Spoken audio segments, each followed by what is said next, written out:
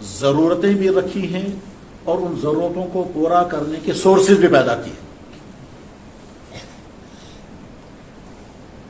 یہ بہت وسیع ترین مضمون ہے، میں اس کو چند منٹوں میں نہیں سمجھ لیکن کوشش کرتا ہوں. ضرورت رکھی ہے بھوک، اس بھوک کو مٹانے کے لیے اللہ نے یہ تمام غذائیں پیدا کی. ضرورت رکھی پیاس، پانی، تو اللہ نے واٹر سائیکلنگ کی وہ ساری سکیم چلائی جو آپ کالجوں میں پڑھتے اور پڑھاتے ہیں. ہم مدرسوں کا حوالہ نہیں دیں گے، میں یہ نہیں کہوں گا کہ دریا چل رہا ہے، میں کہوں گا آپ کے واٹر سائیکلنگ کی ساری سکیم پڑھو. وہ واٹر سائیکلنگ کہاں سے سٹارٹ ہوتی ہے؟ سمندر سے، پھر بھاپ، پھر دھوپ، پھر بارش کے بعد سمندر کا نمکین اور کھارا پانی کس طرح سے کنورٹ ہو کر کے میٹھا بن کر کے پھر یہاں پہنچتا ہے اور کس طرح سے ہم تک پہنچتا ہے. یہ واٹر سائیکلنگ کا ساری تھیوریاں پڑھ کر کے پھر سمجھ میں آئے گا اللہ نے کیا نظام چلایا ہے. انسان کی باڈی زندہ نہیں رہ سکتی ہوا کے بغیر. اللہ نے کس طرح سے ہوا کا نظام چلایا، آکسیجن، کاربن ڈائی آکسائڈ، کاربن مون آکسائڈ، اور کس طرح سے وہ آکسیجن جنریٹ ہوتی ہے اور کہاں سے تیار ہوتی ہے. جب آپ سائنس پڑھ رہے ہیں تو پڑھو نا اللہ کی قدرت کو پہچاننے کے لیے کہ جس آکسیجن کے بغیر ہم زندہ نہیں رہ سکتے وہ آکسیجن تیار کہاں سے ہوتی ہے، تو جنریٹ کہاں سے ہو رہی ہے، اس کو بیلنس کس طرح کیا جا رہا ہے. ظاہر ہے اگر آکسیجن زیادہ ہو جائے تو کیا ہوگا، کم ہو جائے تو کیا ہوگا، وہ آپ اپنی سائنس میں پڑھیں. ہم نے بھی پڑھا تھوڑا، حالانکہ سائنس ہمارا سبجیکٹ نہیں ہے، تو میں نے بھی پڑھا کہ اگر کاربن ڈائی آکسائڈ زیادہ ہو جائے تو کیا ہوگا، آکسیجن زیادہ ہو جائے تو کیا ہوگا، اور کس طرح سے 21% یا 22% ہے وہ آکسیجن ہے، باقی خیر. انسان کی جو ضرورتیں ہیں ان ضرورتوں کو پورا کرنے کے لیے اللہ نے سورس سے پیدا کیا. انسان کی باڈی کو بہت ساری چیزوں کی ضرورت ہے جو آج کا میڈیکل سائنس بتا رہا ہے. تقریباً 30-40 قسم کے vitamins, protein, magnesium, calcium, potassium, zinc, fibre, iron اور کیا کیا انسان کی باڈی کو چاہیے. اللہ نے تمام چیزوں میں یہ سب کچھ رکھا.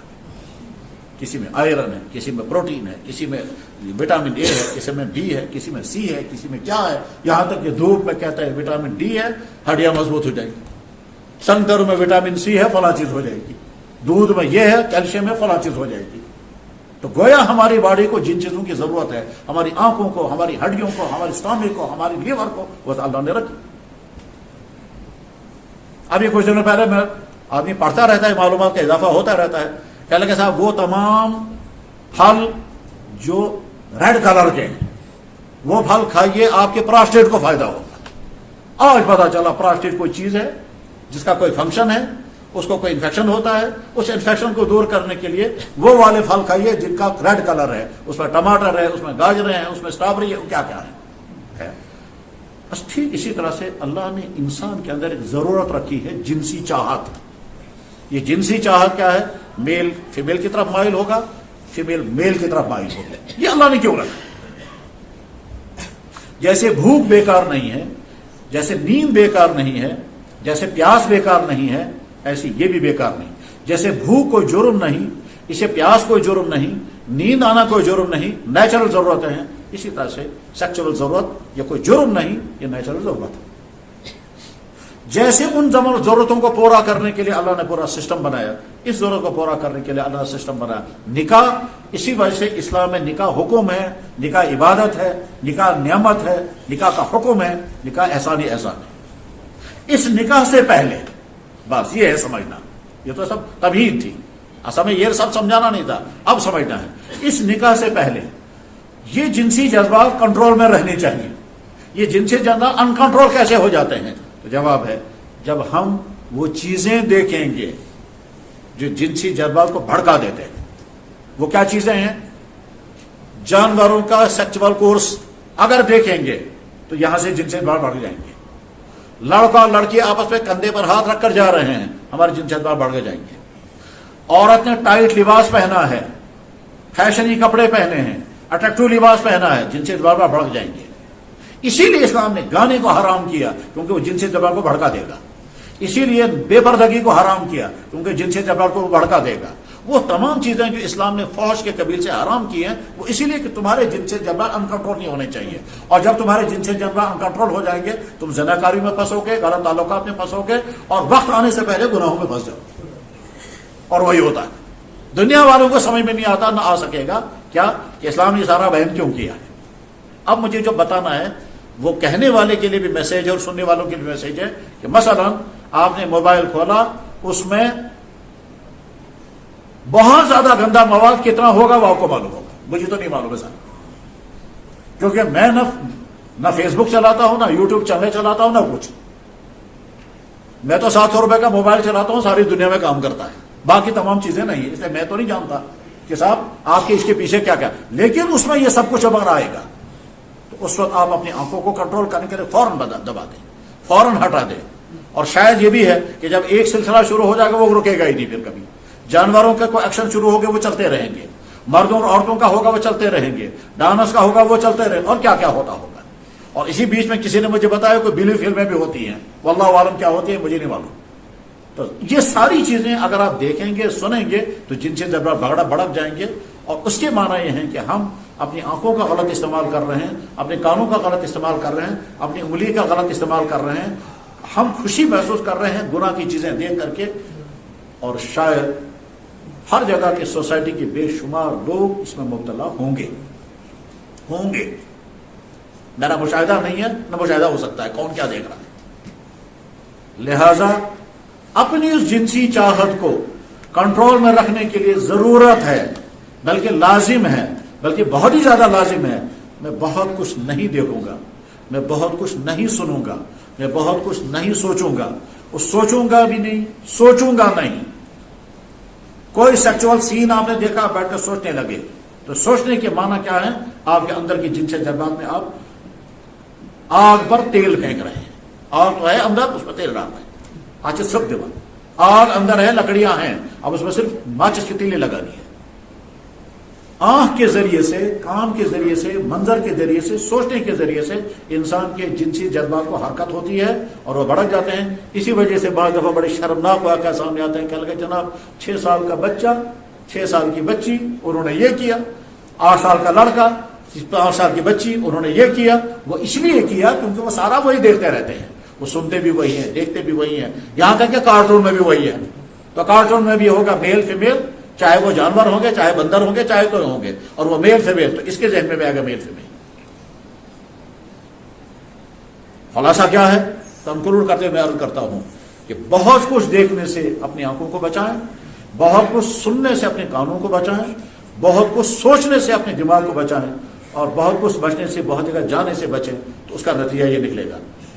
بلکہ ہم تو یہ کہتے، اسلام تو یہ کہتا ہے اگر تم کو کسی نے کہا ہے فلانا لڑکا فلاں لڑکی کے ساتھ ہے، ہائے ہائے ہائے ہائے، افسوس، بڑا دکھ کی بات ہے، بڑا افسوس بات ہے. اسلام کہتا ہے تم یہ تذکرہ ہی مت کرو، سرے سے تذکرہ ہی مت کرو، نہ سنو نہ کرو. افسوس کا ساتھ نہیں، کیونکہ زبان سے آپ افسوس کریں گے اور کچھ دن بعد اندر سے دل کہے گا کاش میں بھی کرتا. زبان سے کہیں گے ہاں ہاں یہ کچھ نہ سن، اندر سے دل کہے گا ہاں کتنا مزہ ہوتا. یہ ہے وہ دھوکے. وہ نفس وما سواہا، حوث بناتی ہے چھپ چھپ کے سینوں میں تصویریں، کچھ نہیں معلوم ہے اندر تصویریں کیا کیا بن رہی ہوگی. انسان کا نفس، نفسیات کو پڑھایا جاتا ہے. کاش نفسانیت کو بھی پڑھایا جائے کہ نفسانیت کیا ہوتی ہے اور نفسانیت سے انسان کیسے کیسے کن کن گناہوں میں کہاں کہاں پہنچ جاتا ہے. اور جو واقعات ہم سنتے ہیں وہ واقعات اگر بیان کیے جائیں تو جناب جن کو عقل بھی قبول نہیں کرتے، ایسا بھی ہو سکتا ہے وہ سب کچھ ہوتا ہے. لیکن تب ہے جب واقعات سامنے آتے ہیں، اور سارے واقعات آتے بھی نہیں ہوں گے سامنے. بہرحال کہنے کا مقصد یہ ہے کہ اپنے جنسی جذبات کو کنٹرول کرنے کے لیے ان تمام چیزوں کو اوائڈ کریں جو انسان کے جنسی جذبات کو بھڑکا دیتے ہیں. اور اگر نکاح ہو چکا ہے تو اپنی جنسی ضرورتیں اپنی زندگی کے ساتھی سے پورے کریں اور باقی تمام کو اوائڈ کریں. اور اگر ابھی شادیاں نہیں ہوئی ہیں تو تب تک اپنے آپ کو لڑ لڑ کر کے اپنے آپ کو کنٹرول میں رکھیں. لڑنا آسان نہیں، بہت مشکل ہے، لیکن بہت آسان ہے. بہت آسان ہے جب آپ یہ سمجھیں گے. کیا آسان ہے؟ میں مثال بتا کر کے بات ختم کر رہا ہوں. خدا نخواستہ ایک لڑکے کو بڑا شوق تھا پیزا کھانے کا، برگر کھانے کا، اور کانتیاں کھانے کا، تج کھانے کا، اسپائسی مزیدار، اور سن کر کے منہ میں پانی آتا تھا. یہ سب کچھ بڑا شوق تھا. ٹھیک، معدہ اتنا طاقتور تھا کہ وازوان کھانے بیٹھتا تو ایک مرتبہ کھا کر کے پھر دوبارہ بیٹھتا تھا، دوبارہ بھی کھا لیتا تھا، اور شام تک ڈائجسٹ. ٹھیک، اچانک سو معدے میں تکلیف ہو گئی. تھوڑا پریشان ہو گیا. گھر والوں نے کہا کیا دے تو ہمیں شفا. اس کے بعد گیا ڈاکٹر کے پاس. ڈاکٹر نے کہا ٹیسٹ کرو, یہ ٹیسٹ کرو, وہ ٹیسٹ کرو, الٹرا ساؤنڈ کرو. لاسٹ میں کہا انڈوسکوپی. اب پائپ اندر چلے گی. اس کے بعد یہ کہتا ڈاکٹر صاحب کیا تو ہے افسوس, میں چھپاؤں گا کب تک, میں صاحب بتا دیتا ہوں کینسر سٹارٹ ہو گیا ہے, پہلا سٹیج. تو اس کے حواس اڑ جائیں گے. ہائے بس گہری سانسیں اور پریشانی. ڈاکٹر کہے گا, سمجھدار ڈاکٹر نے کہا گھبراؤ مت, بس 2 چیزیں کرنی ہیں. دوائی پابندی سے کھاؤ گے, پرہیز کرو گے, تم ٹھیک ہو جاؤ گے, پہلے اسٹیج سے واپس آ جاؤ گے. کرو گے؟ وہ کہنا جی بالکل کرو گے. پورا کرو گے پرہیز؟ کہا گا جناب بالکل. کہتے دوائی یہ ہے, زیادہ نہیں ہے, تمہیں زیادہ پرہیز کرنا ہوگا. کہنے لگا جی ٹھیک ہے. انہوں نے کہا گوشت بند, اسپائسی کھانے بند, پیزا بند, برگر بند, یہ جو ہے تمام فاسٹ فوڈ ختم, چائے بھی بند, اچار بند, مرچیں ختم, گرم کھانے سارے ختم. تم کو بالکل لائٹ سے لائٹ کھانا کھانا ہے. وہ یہ ہے گوشت کا سوپ, سبزیوں کا, وہ بھی ہری سبزیوں کا سوپ, اندر والی سبزیاں وہ بھی نہیں, نہ آلو, نہ گاجر, نہ وہ باقی چیزیں. اوپر والی سبزیاں, جو دھوپ والی سبزیاں, پتوں والی سبزیاں, ان کا سوپ نکالو, وہ لائٹ سوپ ہوتا ہے. وہ پتے والی سبزیاں, ہری پتوں والی سبزیوں کا سوپ نکالو, وہ سوپ نکالنا ہے. اس پر نمک بھی کم, تیل بالکل نہیں. یہ سب تم کھاؤ گے تو انشاءاللہ تم کچھ دنوں کے بعد ریکور ہو جاؤ گے. ٹھیک ہے یہ ٹھیک ہے. پہنچائیے گھر. گھر آ کر گھر والوں نے کہا بہت دیر ہو گئی, تم کہاں تھے اب تک؟ یہاں پڑوسی میں شادی ہے اور شادی کا کارڈ آیا ہوا ہے اور مہاراج دعوت ہے. کوشچن یہ سمجھ مہاراج دعوت, جناب جو ہی سنا منہ میں پانی آ گیا. مہاراج دعوت ہے, وہاں 22 قسم کے وازوان کے کھانے کھانے ہیں. ٹھیک ہے. گھر والے کہتے ہیں والدہ جلدی کپڑے بدلو اور جاؤ. یہ جواب میں کیا کہے گا؟ کیا کہے گا جواب میں؟ اور گیز نہیں, سوال ہی نہیں پیدا ہوتا. اب منہ میں پانی اور وازوان کا تصور, پھر آئے گا وہ اتنا بڑا گشتابہ اور کیا کیا ہوتا ہے. ٹھیک ہے. لیکن ادھر سے ڈاکٹر کا کہنا, اب یہ 2 جنگ شروع ہو گئی. وہ کہتا ہے آؤ, یہ کہتا ہے خبردار مت جاؤ. جنگ شروع ہو گئی. کیا کرے گا یہ؟ سوال ہی نہیں پیدا. ماں ڈانٹ کر کہہ رہی ہے, منت سماجا کر کہتے ہیں, سوال ہی نہیں. ماں کہتے ہیں کیا کرے گا پھر؟ کہا میں تو یہی کھاؤں وہاں نہیں جاؤں گا. وہ کہتے ہیں دلیل کیا ہے, کیا مسئلہ, کیوں نہیں جاؤ گے؟ تم تو دوڑتے تھے, تم تو لڑتے تھے, آج کیا بات ہو گئی؟ تو میں کیا ہوا نہیں, کہیں نہیں. تو میں تو صحیح. جب اسے زیادہ مجبور کیا تو بیٹے نے کہا ماں سے, میں ڈاکٹر کے پاس گیا تھا, وہاں یہ ٹیسٹ ہوئے, الٹرا ساؤنڈ ہوا, انڈوسکوپی کے بعد ڈاکٹر نے کہا یہ ہے. بس جناب ماں نے جو ہی سنا, واہ میں نے خدا کیا کہا, اور رونا شروع کیا. اور رونا شروع کرتے دفن ہے کہ کوئی دان جو ہے خدا سننا. اوکے اب کھانا یہی کھائے گا؟ کہا یہی کھاؤں گا. ٹھیک ہے, میں نے راجما دال بھی بنائی ہے اور بہت اچار بھی ہے, کھائے گا یہ؟ نہ وہاں جائے گا نہ یہاں جائے گا. کہ کیسے کنٹرول کر رہا ہے. جیسے یہ کنٹرول کرنے کے لیے تیار ہو گیا. اور دوسری مثال اگر لینا چاہیں, جناب سگریٹ بہت پی رہا تھا اور بہت ہائی فائی سگریٹ ہے, سگار بھی اور سگریٹ بھی بہت پی رہا تھا. اس کے بعد پھر لیور میں خرابی ہو گئی کیونکہ وہ دھواں سارا اندر لے رہا تھا.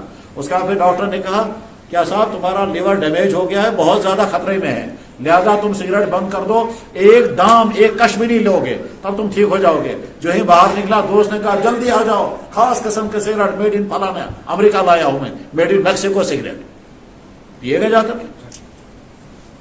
بس جیسے یہاں آپ کنٹرول کر رہے ہیں, جیسے وہاں کنٹرول کر رہے ہیں, اسی طرح سے جب آدمی انسان کی باڈی کو بھی انفیکشن ہوتے ہیں, اس انفیکشنوں سے کنٹرول کرنے کے لیے انسان پرہیز کرتا ہے. انسان کیریکٹر کو انفیکٹ کر رہا ہے, اس کو بچانے کے لیے کنٹرول, جب کنٹرول کرے گا تو بچ جائیں گے. وآخر دعوانا الحمدللہ.